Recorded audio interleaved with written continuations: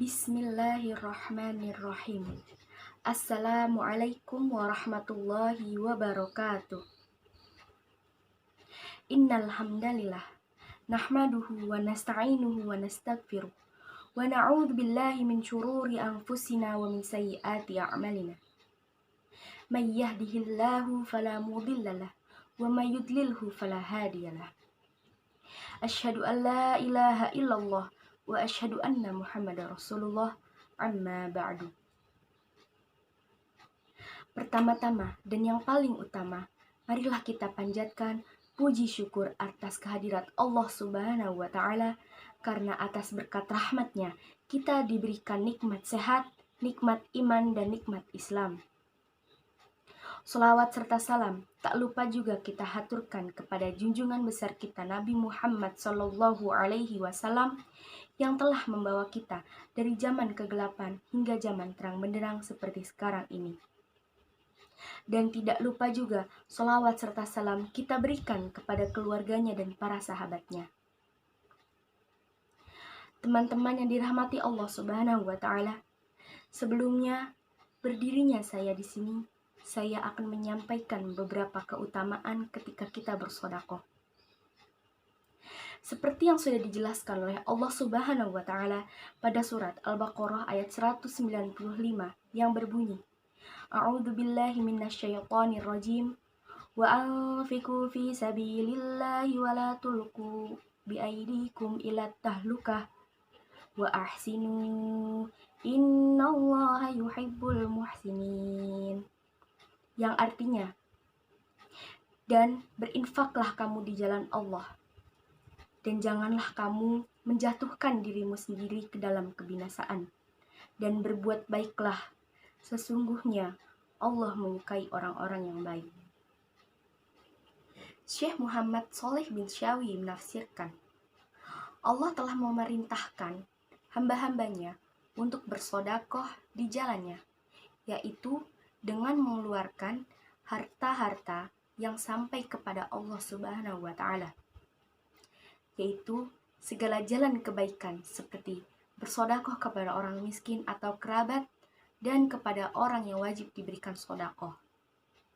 Teman-teman yang dirahmati oleh Allah Subhanahu wa Ta'ala, ketika kita bersedekah, nominalnya memang akan berkurang, tetapi keberkahannya akan terus bertambah, seperti yang dijelaskan oleh sabda Rasulullah Sallallahu Alaihi Wasallam yang berbunyi, Sodakotin min abdin malu nakosoma, yang artinya tidaklah seseorang itu hartanya akan berkurang ketika ia bersedekah. Hadis riwayat Tirmidzi. Mungkin kita memang merasa harta kita akan berkurang nominalnya, tetapi semua itu akan dilipat gandakan oleh Allah berkali-kali lipat.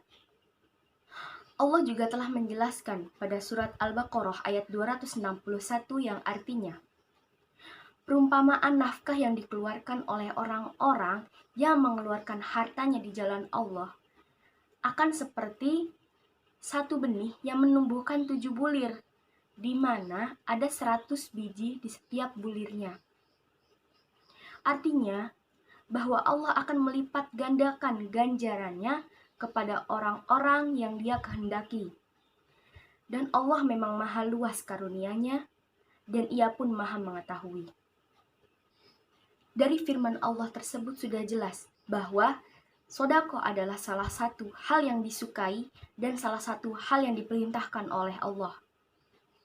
Kita tidak akan jatuh miskin, bahkan Allah akan melipat gandakan harta yang kita keluarkan, baik itu dalam jumlah kecil maupun dalam jumlah besar. Karena Allah akan melipat gandakan juga semua perbuatan kita jika kita menjalankannya dengan hati yang ikhlas dan tulus.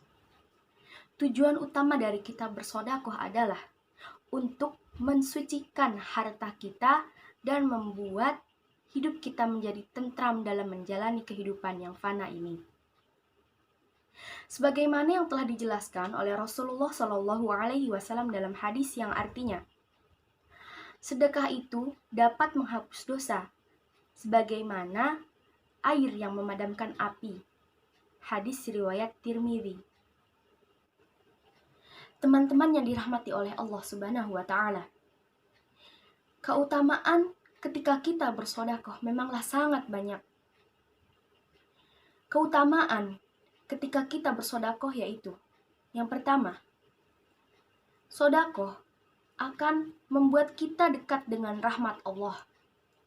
Seperti yang sudah dijelaskan oleh Allah pada surat Al-A'raf ayat 56 yang berbunyi, A'udzu billahi minasyaitonir rajim. Inna rahmatallahi qaribum minal muhsinin. Yang artinya, sesungguhnya rahmat Allah itu dekat kepada orang-orang yang berbuat baik. Sedekah merupakan perbuatan yang baik dan merupakan sebuah amal soleh yang disukai Allah Subhanahu wa Ta'ala. Selain itu, Rasulullah Shallallahu Alaihi Wasallam juga bersabda, sedekah itu dapat memadamkan panasnya kubur, dan hanyalah orang-orang mukmin yang diberikan naungan pada hari kiamat nanti dengan sedekahnya. Hadis riwayat Tabrani dan Baihaqi. Yang kedua yaitu, sedekah dapat memadamkan amarah Allah Subhanahu wa Ta'ala. Sebagaimana yang diriwayatkan dari At-Tabrani dan Ibnu Sakir, sedekah yang tersembunyi dapat memadamkan amarah ilahi. Yang ketiga yaitu, sedekah dapat menjauhkan kita dari su'ul khotimah atau mati dalam keadaan buruk, seperti yang diriwayatkan oleh Al-Baihaqi. Akhlak buruk adalah kejelekan, kuat ingatan adalah mengembangkan, dan sedekah dapat menolak mati su'ul khotimah. Hadis riwayat Al-Baihaqi. Yang keempat yaitu, sedekah bisa menjadi obat bagi orang yang sakit. Penyakit-penyakit disembuhkan karena sedekah dengan hati yang ikhlas. Obatilah orang-orang yang sedang sakit dengan sedekah, dan bentengilah hartamu dengan zakat. Dan zakat itu akan menjauhkan dari peristiwa mengerikan dan sakit. Hadis riwayat Ad-Dailami dan Ibnu Umar. Yang kelima yaitu, dengan kita bersedekah, maka insya Allah hidup kita akan menjadi berkah dan rezeki kita akan bertambah. Seperti yang sudah Allah jelaskan pada surat At-Taghabun ayat 17 yang berbunyi, A'udzu billahi minasyaitonir rajim. In tuqridullaha qardan hasanan yudha'ifhu lakum wa yaghfir lakum. Wallahu syakurun halim. Yang artinya, jika kamu meminjamkan pinjaman yang baik kepada Allah, maka Allah akan melipat gandakan balasannya kepadamu dan mengampunimu. Sesungguhnya Allah Maha Pembalas jasa lagi Maha Penyantun.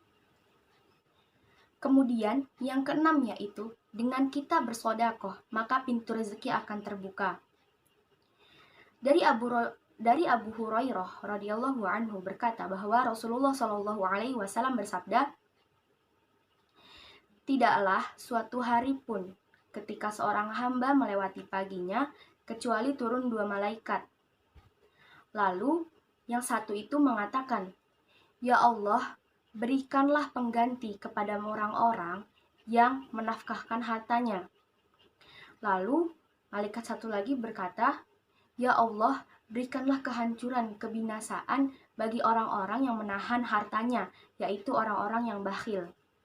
Hadis riwayat Bukhari dan Muslim. Yang kesembilan, Allah akan memanggil mereka yang bersedekah dari pintu khusus ketika ia memasuki surga. Yang terakhir yaitu, sedekah adalah amal jariah yang tidak akan pernah terputus. Rasulullah Shallallahu Alaihi Wasallam bersabda, ketika anak Adam meninggal, terputuslah semua amalnya, kecuali 3 perkara. Yang pertama, yaitu sedekah jariah. Yang kedua, yaitu ilmu yang bermanfaat. Dan yang ketiga, yaitu anak soleh yang mendoakan kedua orang tuanya. Hadis riwayat Tirmidzi. Teman-teman yang dirahmati oleh Allah Subhanahu wa Ta'ala, itulah beberapa keutamaan ketika kita bersedekah. Cukup sekian yang dapat saya sampaikan. Bila ada salah, mohon dimaafkan. Bila ada kebenaran, itu datangnya dari Allah Subhanahu wa Ta'ala, dan bila ada kesalahan, datangnya dari saya sendiri. Wallahul muwafiq ila aqwamit thoriq. Wassalamualaikum warahmatullahi wabarakatuh.